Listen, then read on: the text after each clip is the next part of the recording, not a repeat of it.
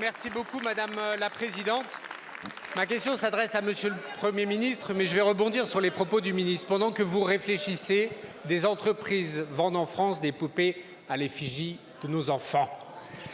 Ce qui se joue ici n'est pas un simple différend commercial. C'est une bataille que nous voulons comme modèle de société pour nous et pour nos enfants. En 2023, le groupe socialiste a saisi l'OCDE sur Chine. Le rapport publié fin septembre confirme de graves manquements de l'entreprise, vous les avez évoqués à l'instant, mais combien de temps cela va-t-il durer? Combien de temps ils vont être les témoins de notre impuissance et nous marcher dessus? Ce matin, sur les ondes de RTL, le propriétaire du BHV a confessé qu'après la révélation de la vente de poupées pédopornographiques, il avait, je le cite, réfléchi à renoncer au partenariat. Réfléchi, pas agi, pas refusé.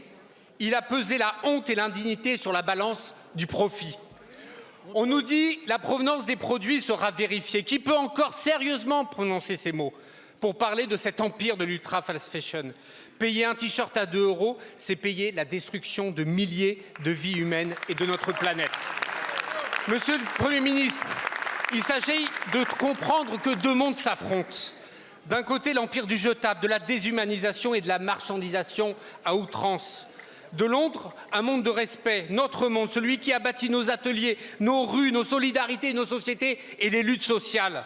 Il faut savoir dire stop à l'horreur plutôt que de vivre l'impuissance de se faire marcher dessus. Dire non à l'idée que la France devienne la salle d'exposition du pire modèle économique de l'histoire et de la planète. Dire non à ceux qui pensent que l'argent décide de tout et que la République doit se taire ou pire qu'elle est contrainte à l'impuissance et au silence. Notre rôle est de protéger les Français et les Français. Leur dignité n'est pas négociable, celle des ouvriers du monde et de la planète non plus. Merci, monsieur le député. Et donc,